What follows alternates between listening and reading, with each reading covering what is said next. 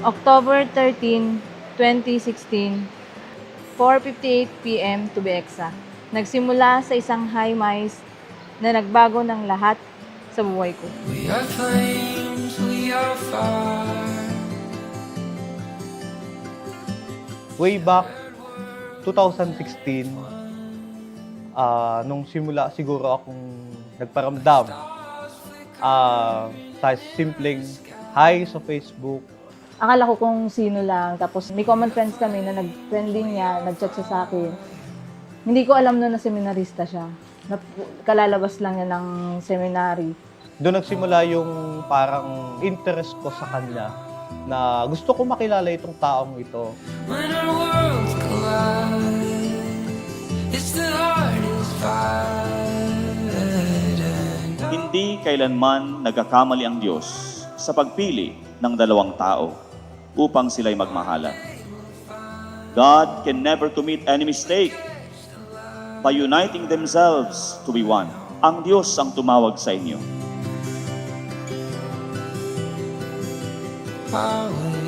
Noon, naligaw ako ng ilang buwan. After several months, sinagot ako. So, naging kami 2017. Pero hindi yon yung love story na magkasama na agad or nakikita agad. Long distance kami. Pero pag may time siya, uwi siya dito. Kahit sabi mong Friday, biyahe siya. Sabado, balik naman siya ng gano'n ang namin for almost 2 years, 3 years. After 9 years, 6 months, and 11 days, finally, kasal na. Minsan may nagtanong sa akin, ano ang pagmamahal para sa'yo? Napaisip lang ako at hindi sumagot. Pero ang sabi niya, ang pagmamahal ay isang desisyon. Pag mahal mo ang isang tao, magdedesisyon kang manatili.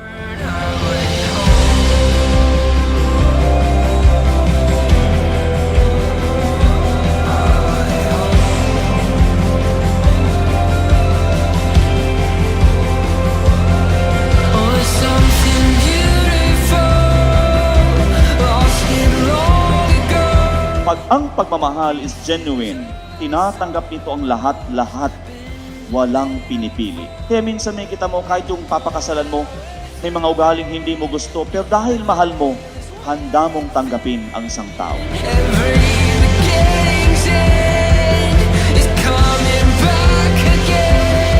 Hi nanay, this is it. The wedding day you long waited.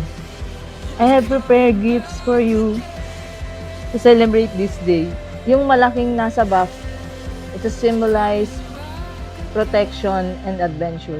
Yung maliit na box, laman yan ang bibigay ko ng buong oras ng buhay ko na kaloob ng Diyos. Sana magustuhan mo. I love you.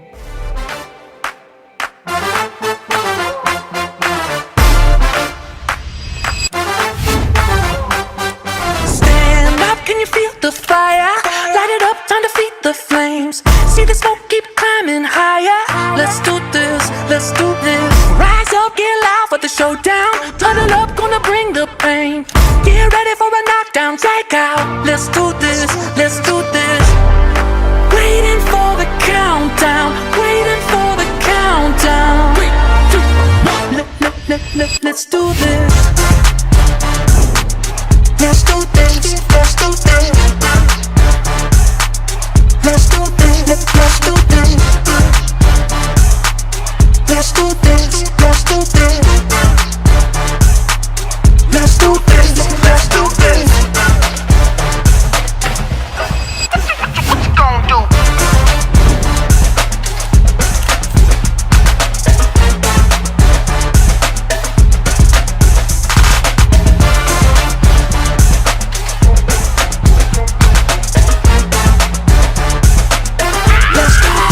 Let's do this.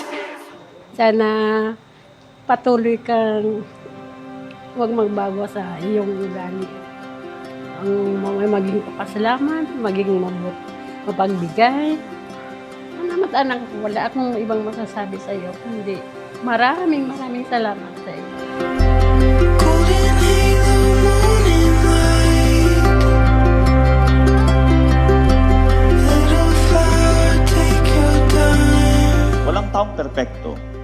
Pero pag minahal mo ang isang tao ng lubos, tatanggapin mo ang lahat sa isang taong ito. Palagi ko itong sinasabi mga kapatid, the past, the present, and what will be. and always in the same. Yung pag-aalaga niya, simula nung nasa Manila ako, siya talaga yung nandun.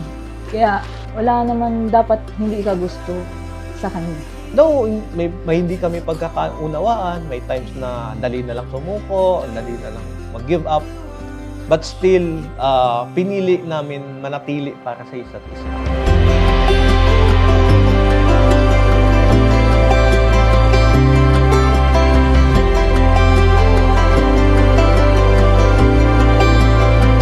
Hindi ka man perpekto at hindi man perpekto ang pagsasama natin, tandaan mo na ikaw ang pinaka-espesyal na tao para sa akin.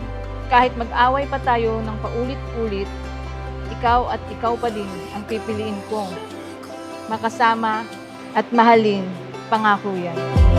If you don't always know. Tatay, alam kong matagal na natin gustong bilhin ito. Lalo ka na, kaya yan na.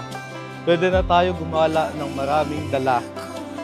See you mamaya. I love you, Nanay. Kahit may asawa ka na, kung may problema ka or may problema kayo, nandito pa rin ako para sa inyo, ate. Mahal na mahal kita. Congrats po ulit. After ng kasal, mag-ipon ka ng lakas at sigurado mapapalaban ka mamaya. Keep the love in your heart, nurture it, and keep it burning. Sana dapat magpakumbaba ang bawat isa sa inyo para ang buwan nyo ay patuloy-tuloy. The purest form of love, lumalabas kapag ang nagmamahal o minamahal ay dumaraan ng pinakamahirap na sitwasyon and yet you choose to stay, katulad ni Kristo. Ngayon at sa habang panahon, mamahalin kita sa masaya at magulong buhay na haharapin natin. Mayra, Mai, Pots, mahal na mahal kita. And I